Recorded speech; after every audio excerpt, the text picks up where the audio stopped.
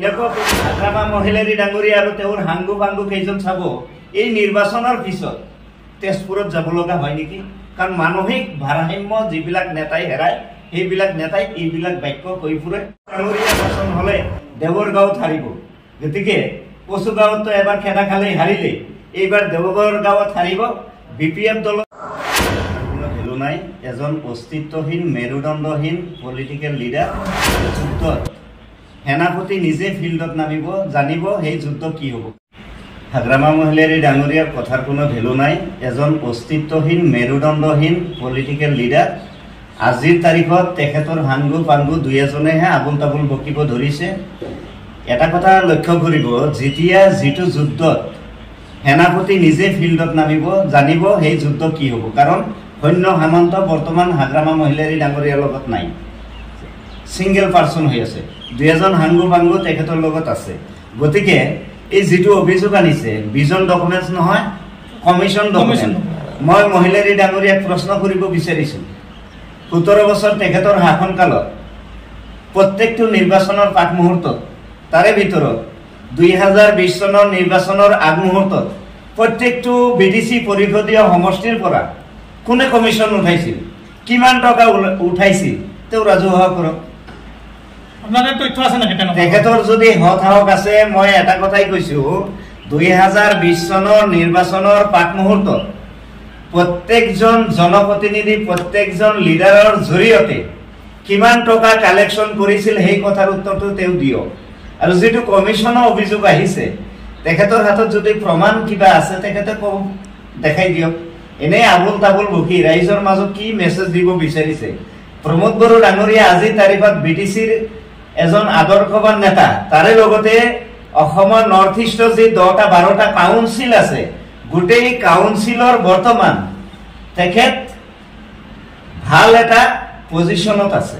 গতিকে কথা এটা কোৱাৰ আগত ৰাজনৈতিকভাৱে কোনে কি কৈছে ক'ব পাৰিব, বাধা নাই, প্ৰত্যেকৰ পলিটিকেল ৰাইট আছে। কিন্তু এটা সাংবিধানিক পদত থকা ব্যক্তি কিছুমান কথা কওঁতে অকণমান মুখখন ভালকে কোৱাটো ভাল। মই এইটো অনুৰোধ কৰিম। আপোনালোকে মাটিৰ পট্টা দিয়াত ফেইল হৈছে, মাটিৰ পট্টা দিব পৰা নাই, তেওঁলোকৰ চৰকাৰে মাটিৰ পট্টা দিব। চাওক, প্ৰথম কথাটো হৈছে ভিজন ডকুমেণ্টছ BTC 26টা জনগোষ্ঠীৰ আজি ধন্যবাদ দিব লাগিব প্ৰমোদ বড়ো ডাঙৰীয়াই। তেখেতে কৈছিল 31 মাৰ্চৰ আগত ভিজন ডকুমেণ্টছ এনাউন্স কৰিব, ঘোষণা কৰিব। যোৱাকালি ইতিমধ্যে প্ৰমোদ বড়ো ডাঙৰীয়াই ঘোষণা কৰিলে 26টা জনগোষ্ঠীৰ কালচাৰ, নিজৰ আইডেণ্টিটি জীয়াই ৰখাৰ কাৰণে প্ৰত্যেকটো কমিউনিটিয়ে অকল কালচাৰৰ কাৰণে, নিজৰ সংস্কৃতি জীয়াই ৰখাৰ স্বাৰ্থত 20 লাখ টকা এটা অনুদান যোৱাকালি ঘোষণা কৰিছে। বাকী সেই কমিউনিটিবিলাকৰ লগত আলাপ আলোচনা কৰি কেনেকে পৰ্যায়ত কাম কৰিলে তেওঁলোকে সন্তুষ্ট হ'ব, তেখেতে কৰিব। লগতে কমিশ্যনৰ অভিযোগটো এইটো অবাস্তৱ, অবান্তৰ, এইবিলাক কথা ৰাইজৰ মাজত আবুল তাবুল বকি বৰ্তমান BPF দলৰ কোনো ধৰণৰ অস্তিত্ব নাই, যাৰ কাৰণে আবুল তাবুল বকিব আৰম্ভ কৰিছে, তাৰ বাহিৰে একো নাই। যিটো মাটি বাৰী ইছ্যুৰ কথা কৈছে, মই এক কথাই মহিলাৰী ডাঙৰীয়া আৰু তেখেতৰ যিখিনি হাংগু পাংগু আছে তেখেতসকলক মই অনুৰোধ জনাম যে তেখেতসকলে, মই মুখেদি ক'লেতো বিশ্বাস নকৰিব, কাৰণ দল হিচাপে বিভিন্নজনে বিভিন্ন কথা ক'ব পাৰে, কিন্তু মই চেলেঞ্জ কৰিছো তেওঁলোকৰ এটা দল আহক, 4জনীয়া 5জনীয়া 10জনীয়া যি আহে আহক, মই লগত লৈ প্ৰত্যেকটো BDCৰ 19টা চাৰ্কুলত সোমাম। তাত মাইনৰিটি মানুহে ভূমি আবণ্টন পাইছে না নাই, মাটিৰ কাম হৈছে না নাই, চৰকাৰী ভূমি আবণ্টন পাইছে না নাই, খাস ভূমি আবণ্টন পাইছে না নাই, মাটি বাৰী কাম হৈছে না নাই, তেখেতসকলে এটা টিম মোৰ লগত আহক, প্ৰত্যেকটো চাৰ্কুলত সোমাম। চাৰ্কুলৰ পৰা, চাৰ্কুল অফিচাৰৰ পৰা ৰিপৰ্ট লওক না, কিমানজন মানুহে ভূমি আবণ্টন পালে, কিমানজন মানুহে কাম। আজিকালি ডিজিটেল যুগ, গতিকে ডিজিটেল যুগত এইবিলাক আবুল তাবুল প্ৰশ্ন কৰি কি লাভ আছে? একো বেনিফিট নাই। BTCৰ 35 লাখ জনসাধাৰণে ইতিমধ্যে মেণ্ডেট প্ৰমোদ বড়ো ডাঙৰীয়াক দি থৈছে। প্ৰমোদ বড়ো ডাঙৰীয়াৰ প্ৰতি আশ্বাস আৰু বিশ্বাস আছে।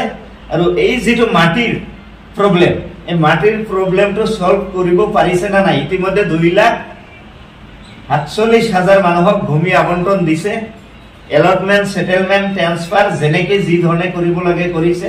তেওঁলোকৰ এটা টিম, মই আপোনালোকৰ সংবাদ মাধ্যমৰ জৰিয়তে তেওঁলোকক অনুৰোধ জনাইছো, তেখেতসকলে 4-5জনীয়া 10জনীয়া যি টিম এটা আহে, টিম এটা আহক, মই লগত লৈ প্ৰত্যেকটো চাৰ্কুল অফিচত সোমাম, কিমানজন মানুহে ভূমি আবণ্টন পাইছে পোৱা নাই এইটো দেখাই দিম, প্ৰেক্টিকেলি দেখাই দিম, চৰকাৰী তথ্য মতে দেখাই দিম। আৰু এটা কথা অনুৰোধ কৰিব বিচাৰিম, আজিৰ তাৰিখত বিটিচিৰ মাইনৰিটি হিচাপে মাটিবাৰী ক্ষেত্ৰত বেনিফিটেড আছে। শ্বহীদ লাফিকুল ইছলাম ডাঙৰীয়াই ন্যায় নাপালে বুলি কৈছে। স্যাৰ, এটা কেছে কিমান বজাব? লাফিকুল ইছলাম আহমেদ ডাঙৰীয়া এই মানে পলিটিকেল লিডাৰ হওক বা বিশেষকৈ পলিটিকেল লিডাৰ বিলাকে এইটো এটা চান্স লৈছে। মই এই কেছেটটো বাৰ বজাব বিচৰা নাই।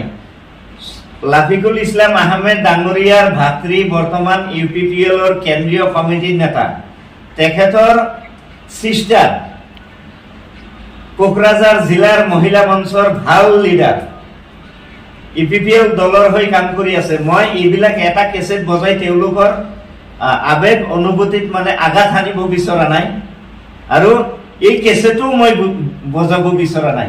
মই মহিলাৰী ডাঙৰীয়া, কামাল আজাদ ডাঙৰীয়া, চৰণ বড়ো ডাঙৰীয়া, ফেজ মুছাহাৰী ডাঙৰীয়া, শাহজাহান আলী ডাঙৰীয়া, যিখিনি BPF দলৰ হাংগু পাংগু লিডাৰসকল আছে, তেখেতসকলৰ যদি হতাহক আছে, লাফিকুল ইছলাম আহমেদৰ যিটো চেপ্টাৰ, এই চেপ্টাৰটো ক্লোজ কৰি মই অনুৰোধ জনাম যে তেখেতসকলৰ যদি হতাহক আছে, মহিলাৰী ডাঙৰীয়াক প্ৰশ্ন কৰক যে CBI ঘোষণা কৰা, CBI তদন্তত ধৰা কৰা যি 3জন BPF দলৰ লিডাৰ, ইউথৰ লিডাৰ, এই লিডাৰ 3জন আজিৰ তাৰিখত কোন জায়গাত আছে? ঘৰত আছে না কবাত আছে, নে জীৱিত অৱস্থাত আছে না মৃত অৱস্থাত আছে? এই আইডেন্টিফাই বা এই কথাটো অকল BTCৰ এজন মানুহে গম পাব, সেইটো হৈছে হাগ্ৰামা মহিলাৰী ডাঙৰীয়া। গতিকে কামাল আজাদ আৰু শাহজাহান আলী যিকেইজন BPF দলৰ হাংগু পাংগু বৰ্তমান আছে, এই লিডাৰসকলে হাগ্ৰামাক প্ৰশ্ন কৰক যে বৰ্তমান সেই BPF দলৰ লাফিকুল ইছলামক হত্যা কৰা 3জন লিডাৰ ক'ত আছে? নে তেওঁলোকেই পলিটিকেল মাৰ্ডাৰ হ'ল, নে তেওঁলোকে আকৌ হাগ্ৰামা মহিলাৰী পলিটিকেল ছত্ৰছায়াত পলিটিকেল মাৰ্ডাৰ হ'ল নেকি? মহিলাৰী ডাঙৰীয়াৰ মুখৰ পৰা শান্তিৰ শ্লোগান ভাল নাপাওঁ মই, কাৰণ মই এক কথাতে কৈছো, মামাৰ ঘৰৰ কথা মাক কৈ লাভ নাই, সম্পূৰ্ণ জানে মাকে সেই ঘৰখন কেনেকে চলিছে। 2008 চনত গোটেই দৰং ওদালগুৰি ইণ্টাৰ BTC ক'ত জুই লাগিছিল, কিমান ঘৰ জ্বলিছে, কিমান মানুহ মৰিছে, কিমান মানুহ পলিটিকেল মাৰ্ডাৰ হৈছে, 12, 14, 17 BPFৰ শাসনকালত হৈছে, মহিলাৰী ডাঙৰীয়াৰ ছত্ৰছায়াত হৈছে। গতিকে তেখেতৰ মুখেদি শান্তিৰ যিটো কথা, এই কথা হোৱা নাপায়, এইটো অবাস্তৱ, অবান্তৰ। গতিকে তেখেতক মই অনুৰোধ কৰিম, BTCৰ একমাত্ৰ জনপ্ৰিয় নেতা, নৰ্থ ইষ্টৰ যিমান কেইটা 6 শিডিউল কাউন্সিল আছে, এই কাউন্সিলৰ ভিতৰত আটাইতকৈ আদৰ্শৱান জনপ্ৰিয় নেতা প্ৰমোদ বড়ো ডাঙৰীয়াই BTR একৰ্ডৰ জৰিয়তে যি শান্তিৰ পৰিৱেশ BTCত আনিছে, তাক শলাগ ল'ব লাগিব। হাগ্ৰামা মহিলাৰী পলিটিকেল স্বাৰ্থত আবুল তাবুল যিমানে যি বকক, যিমানে যি বকি থাকক, এইবিলাক হৈছে পলিটিকেল ইস্যু। আৰু এটা কথা মই ক'ব বিচাৰিছো, প্ৰমোদ বড়ো ডাঙৰীয়াৰ কাৰ্যকালত কোনো এজন মানুহ পলিটিকেল মাৰ্ডাৰ হোৱা নাই, ক'ৰবাত ঘৰ জ্বলোৱা নাই, সেই পৰিৱেশ পৰিস্থিতি আমি দেখা নাই। এই ক্ষেত্ৰত মহিলাৰী ডাঙৰীয়া ভালকে জানিব, BTR শক্তি ৰাজসাক্ষী মহিলাৰী ডাঙৰীয়া, তেওঁ এইবিলাক আবুল তাবুল কথা কিয় কয়, কোন মুহূৰ্তত কি কথা কয় তেওঁ নিজে নেজানে। আজি কিবা কৈছে, কালি তেওঁ পাহৰি যায়। আৰু কামাল আজাদ ডাঙৰীয়া যিটো কৈছে, মই তেওঁক প্ৰশ্ন কৰিব বিচাৰিছো, এই BTR একৰ্ড লৈ তেওঁ ইমান কিয় চিন্তিত হৈছে? তেওঁ কি ST মানুহ নেকি? তেওঁ কি জংঘলত আছিলে নেকি? তেওঁ বড়ো জাতিৰ কি অৱদান আছে? বড়ো জাতিৰ হৈ কিবা আন্দোলন কৰিছে নেকি? কিবা ফাইট কৰিছে নেকি? যিসকল নেতাই BTR একৰ্ড কৰিছে, নিখিল বড়ো ছাত্ৰ সন্থা, MDP 4টা ফেকশন, তাৰ লগতে বড়ো জনগোষ্ঠী নেতাসকল জড়িত হৈ আছে, তেওঁলোকৰ আবেগ অনুভূতি আছে। যিসকলে চুক্তি স্বাক্ষৰ কৰিছে তেওঁলোকেহে গম পাব BTR একৰ্ডৰ ইমপ্লিমেণ্টেড হৈছে না নাই, কাৰ্যকৰী হৈছে না নাই এইটো লৈ তেওঁলোকেহে চিন্তিত হ'ব। আমাৰ মাথা মাৰিব লগা কি আছে? চুক্তিটো আমি সহি কৰা নাই। কোনোবা কামাল আজাদক চুক্তি সহি কৰিছে নেকি? তেওঁ কি BTR সিগনেটৰী হয় নেকি? নে তেওঁ BSc সিগনেটৰী নে BDC সিগনেটৰী? তেওঁৰ কি অৱদান আছে? মাইনৰিটি সমাজত যিজন ব্যক্তিৰ কোনো অৱদান নাই সেইজন ব্যক্তি অইন জনগোষ্ঠীৰ কেনেকৈ হ'ব? গতিকে এইবিলাক মাথা মাৰি লাভ নাই। যিসকলে চুক্তি স্বাক্ষৰ কৰিছে, যি দলে বৰ্তমান চৰকাৰত আছে, চৰকাৰ পক্ষত আছে, চৰকাৰ চলাই আছে, নিখিল বড়ো ছাত্ৰ সন্থা আছে, তেওঁলোকে BTR একৰ্ডৰ যিখিনি দফা আছে ইতিমধ্যে যিখিনি কাৰ্যকৰী হৈছে, মেক্সিমাম কাৰ্যকৰী হৈছে, 2-এটা দফা বাকী আছে। এইখিনিও আলোচনাৰ মজিয়াত আছে। ইতিমধ্যে তীব্ৰ গতিত কাম চলি আছে আৰু এইটো চিন্তা কৰা নেতাসকল আছে। প্ৰমোদ বড়ো ডাঙৰীয়া আছে, গোবিন্দ চন্দ্ৰ বসুমতাৰী ডাঙৰীয়া আছে, BTCৰ যিসকল নেতা, পলিটিকেল নেতাই হওক বা ছাত্ৰ সংগঠনেই হওক, যিসকলে জড়িত আছিল, তেওঁলোকে এই বস্তুটোলৈ চিন্তিত হোৱা ভাল আৰু মাথা মাৰা ভাল। আমাৰ তাত কিন্তু কোনো ধৰণৰ অৱদান জিৰো। আমি 35 বছৰ 40 বছৰ আমি জংঘলত নাছিলো, আমি ৰেলপথ অৱৰোধ কৰা নাই, আমি ৰাস্তা ঘাট অৱৰোধ কৰা নাই, আমি আন্দোলন কৰা নাই। গতিকে তেওঁলোকৰ যিটো চুক্তি হৈছে, টাৰ্মছে 3টা টাৰ্মছত চুক্তি হৈছে, তেওঁলোকে মাথা মাৰিব। সেইটো লৈ আমাৰ চিন্তিত হ'ব লগা ভেলুলেছ। এইটো হাগ্ৰামা মহিলাৰী ডাঙৰীয়া ভাষ্য আৰু তেওঁৰ এজন অন্ধ ভক্ত আছে কামাল আজাদে সেইদিনা কৈছে, ছচিয়েল মিডিয়াৰ জৰিয়তে কৈছে 31 মাৰ্চৰ পিছত হেনো তেখেতৰ কোনো কাৰ্যকাল নাথাকে, কিবা নাথাকে, কাম কৰা অথৰিটি নাথাকে। আচলতে মই এতিয়া কি ক'ম? জদা মূৰ্খ বুলি কম, কাৰণ যিহেতু 17 বছৰ সাংবিধানিক পদ এটাত থাকিলে এইবিলাক বাক্য প্ৰয়োগ কৰাটো মোৰ কাৰণে খুবেই বেয়া।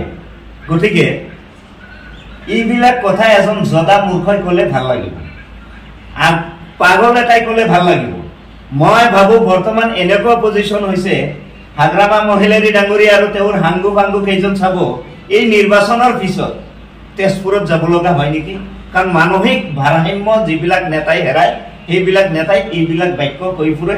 আজি 1 তাৰিখ 31 তাৰিখৰ সময়সীমা দিছিল। ইতিমধ্যে সন্মানীয় মুখ্যমন্ত্ৰী ডাঙৰীয়াই ঘোষণা কৰিছে ছেপ্টেম্বৰ মাহত নিৰ্বাচন হ'ব।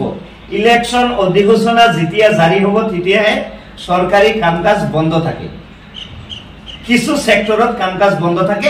84টাৰ দায়িত্ব BDC চিফ হিচাপে থাকিব গভৰ্ণৰ ডাঙৰীয়াৰ হাতত কমপ্লিট। সেই অধিসূচনা জাৰি হোৱাৰ পিছত আমি যিখিনি গম পাওঁ, তেতিয়া গভৰ্ণৰে চিফ ছাৰৰ লগত পৰামৰ্শ কৰি BDC সেই কেইদিন পৰ্যবেক্ষণ কৰিব। ইয়াত যদি কোনোবাই কয় এতিয়া 31 তাৰিখ ডেডলাইন বান্ধি দিছিল, আজি দেখোন 1 তাৰিখ, প্ৰমোদ বড়ো ডাঙৰীয়া সন্মানীয় চিফ ডাঙৰীয়াই দেখোন আজি তাৰিখতো কাম কৰি আছে, অফিচিয়েল কাম চলাই আছে, ফাইল সিগনেচাৰ চলি আছে, যোনে যি আপত্তি লৈ গৈছে কৰি আছে। ইয়াত আৰু কি পালে? গতিকে তেওঁলোকৰ মুখেদি ইয়াৰ পৰা আপুনি আৰু কি আশা কৰিব? এইখিনিয়ে কৈ থাকিব। শেষত এটা আপোনাক প্ৰশ্ন কৰিব বিচাৰো, আপোনালোকৰ চৰকাৰ আহিব পাৰিবনে? আপোনালোকৰ চৰকাৰক কিয় ভোট দিব? UPPL BTCৰ 35 লাখ জনসাধাৰণে, প্ৰত্যেকটো জাতি জনগোষ্ঠীয়ে বিশ্বাস আৰু আস্থাত লৈছে, আৰু ক্ষমতা যিহেতু ৰাইজৰ হাতত। মই বিশ্বাসী, মই মহিলাৰী ডাঙৰীয়া BPF দলৰ কোনোবা হাংগু বাংগুৰ নিচিনা ইমান আত্মগৌৰৱেৰে ক'ব বিচৰা নাই। মই এটা কথাই কৈছো, এই নিৰ্বাচনত 2025 যিটো ছেপ্টেম্বৰত নিৰ্বাচন হ'ব, এই নিৰ্বাচনত একক সংখ্যাগৰিষ্ঠ লৈ UPPL দলে চৰকাৰ কৰিব। আৰু BPF দলে যিটো কথা কৈছে, হাগ্ৰামা মহিলাৰী ডাঙৰীয়াই ইতিমধ্যে ঘোষণাই কৰিলে দেখোন যে 40টা সমষ্টিৰ ভিতৰত ইতিমধ্যে 18টা সমষ্টি তেখেতে বাদেই দিল, 22টা সমষ্টি এই হিচাপত ধৰিলে। আমিতো 22টা ধৰা নাই, আমি 40টা হিচাপত ৰাখিছো। আৰু আজিৰ তাৰিখত প্ৰত্যেকটো সমষ্টিত ফাইট কৰিব পৰা মেণ্ডেট দিয়াটো ক্ষমতাটো হৈছে ৰাইজৰ হাতত, কিন্তু ফাইট দিব পৰা ক্ষমতা আমাৰ হাতত আছে। আৰু ৰাইজৰ ওপৰত আমাৰ বিশ্বাস আস্থা আছে। ৰাইজে আকৌ প্ৰমোদ বড়ো ডাঙৰীয়াক মেণ্ডেট দিব, BTCৰ চিফ প্ৰমোদ বড়ো ডাঙৰীয়া হৈ থাকিব 15টা 20টা বছৰ। ইয়াত যদি ভূমিকম্প হয়, মাটি উলট পালট হয়, ৰাইজ প্ৰমোদ বড়ো পক্ষত থাকিব, চৰকাৰৰ শক্তি নিশ্চিত। আৰু আজিৰ তাৰিখত BPF দলৰ যিকেইজন MCLA আছিল, আপুনি তেখেতক সুধিব, তেখেতৰ হাংগু পাংগু ফোন যোগেই সোধক কেইজন লগত আছে।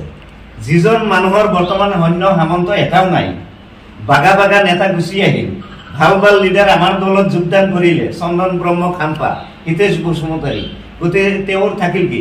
আজি মই এটা কথাই ক'ব বিচাৰিছো, যিকেইটা চিটত ৰুলিঙত আছে বৰ্তমান MCLA হিচাপে আছে BPF দলত, সেইকেইটা চিট পাব না নাই এইটো আগতে তেওঁলোকে পৰ্যবেক্ষণ কৰক। কাৰণ ধনচিৰি সমষ্টি ফ্ৰেছ মুছাহাৰী আছে, অহাকালি নিৰ্বাচন হলে ফ্ৰেছ মুছাহাৰী কেনেকে হাৰিব তেওঁ ভালকেই গম পায়। তেওঁ বৰ্তমান মানসিক কষ্টত ভুগি আছে। গতিকে কোনো মানে BTCৰ বৰ্তমান এনেকুৱা এটা পজিশ্যন আহিছে, হাগ্ৰামা মহিলেৰী ডাঙৰীয়া অহাকালি নিৰ্বাচন হলে দেৱৰগাঁৱত হাৰিব। গতিকে কচুগাঁৱতো এবাৰ খেদা খালেই হাৰিলে, এইবাৰ দেৱগড় গাঁৱত হাৰিব। BPF দলৰ চৰকাৰ মই ভাবো যিটো হাগ্ৰামা মহিলেৰী চম্পা কেঁচা মিল আছে তাত হ'ব। ইতিমধ্যে 7 বাৰ চৰকাৰ বনালে এই 4টা বছৰত, আৰু কিমান চৰকাৰ বনাব? যোৱাকালিও বনায়, খৰিয়াবাৰীত আহিলে চৰকাৰ বনায়, ডিমাকুছিত আহিলে চৰকাৰ বনায়। বৰ্তমান BPF দলৰ কিছু হাংগু বাংগু নেতা চাহ দোকানত হোটেলে বজাৰেহে চৰকাৰ বনাই আছে।